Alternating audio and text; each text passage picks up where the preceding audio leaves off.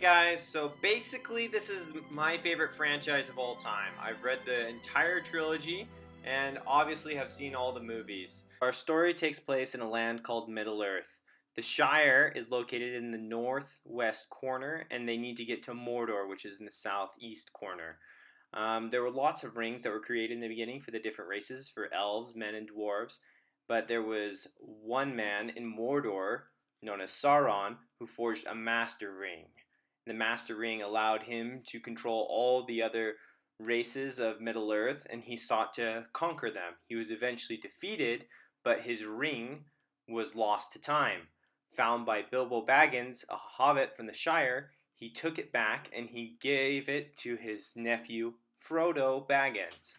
When they discovered that the ring was the Ring of Power, forged by the Dark Lord Sauron, they knew that the only way that they could destroy it would be to take it back to the fires of Mount Doom, the volcano where the ring was forged. So they formed a special group known as... You shall be the Fellowship of the Ring. During their travels, one wizard makes himself disappear. Fly, you fools! And unbeknownst to Frodo, one of his friends is killed and two of them are taken hostage. However, he's seen the dangers that it is to be the bearer of the One Ring and decides that it is best for him to start off on his own.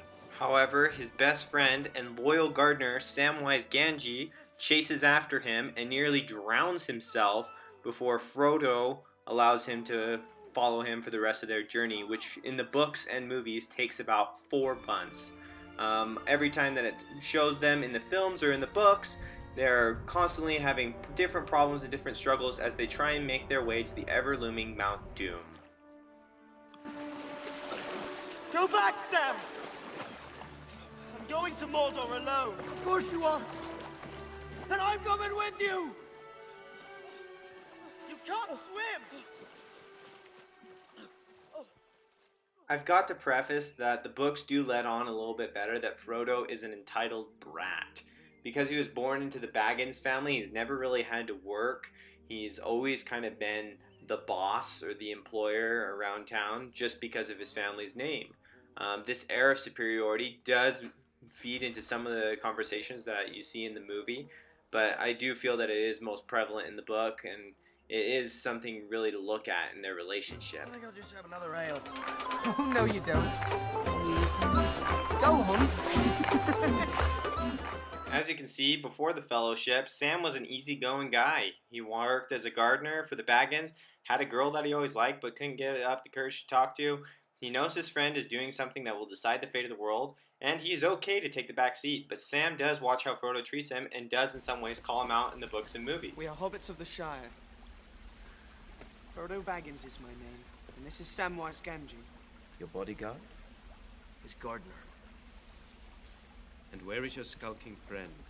The skulking friend of Sam and Frodo is none other than the creature Gollum, also known as Smeagol.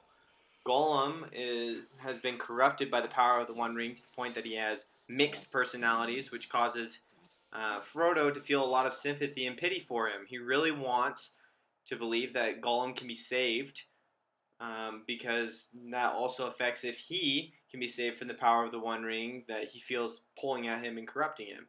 Sam doesn't really understand this.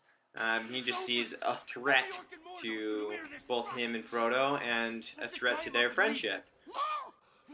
That would kill us! Kill us! It's no more than you deserve.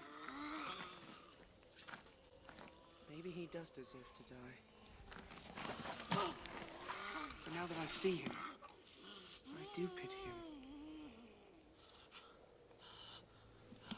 We'll be nice to them if they be nice to us. Takers of us.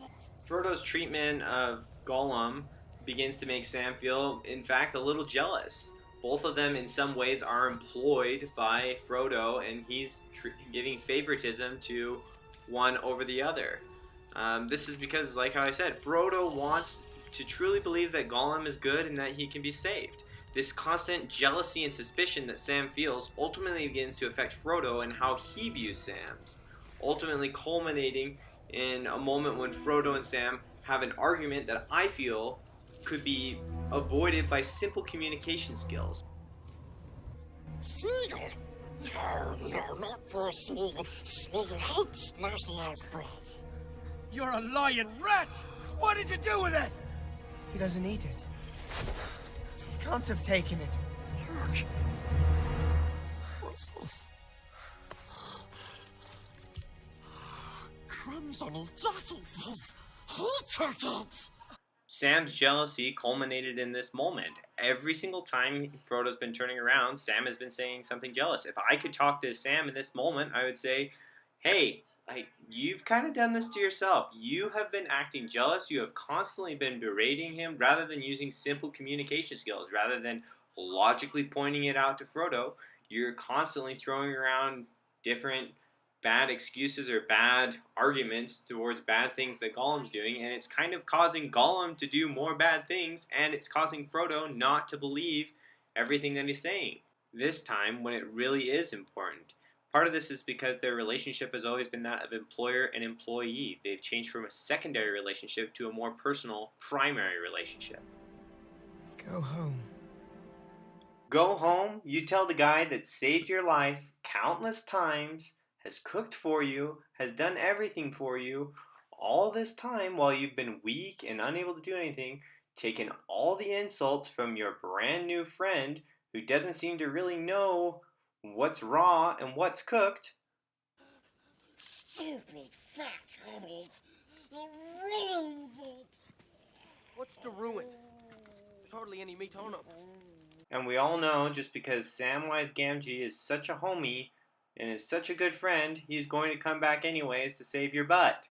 If I could talk to Frodo in these moments, I would tell him, Sam is not your employee. He is not a dog. He is not a horse. You cannot pat him on the butt and tell him to go home. To be really effective and to have a good primary relationship, it requires good communication and respect. And I feel that Frodo really lacked that up until the end of the movie. He wasn't able to show Sam the proper respect that he needs. And I feel that Frodo ultimately learned that Sam, although he is his gardener, he is his best friend. I also think that Sam's ability to forgive Frodo for his mistreatment and the ways that he's belittled him and hurt him is a good example to us of how we can forgive others in our important primary relationships and we can move past difficult things. Well, I think that's all I have time for. I've really enjoyed making this movie. Like how I said at the beginning, this really is my favorite franchise. I think it's a wonderful example of a strong primary relationship that came from a not so strong, not so good secondary relationship. I hope you enjoyed it, and if you haven't seen the movie, I would encourage you to go see it.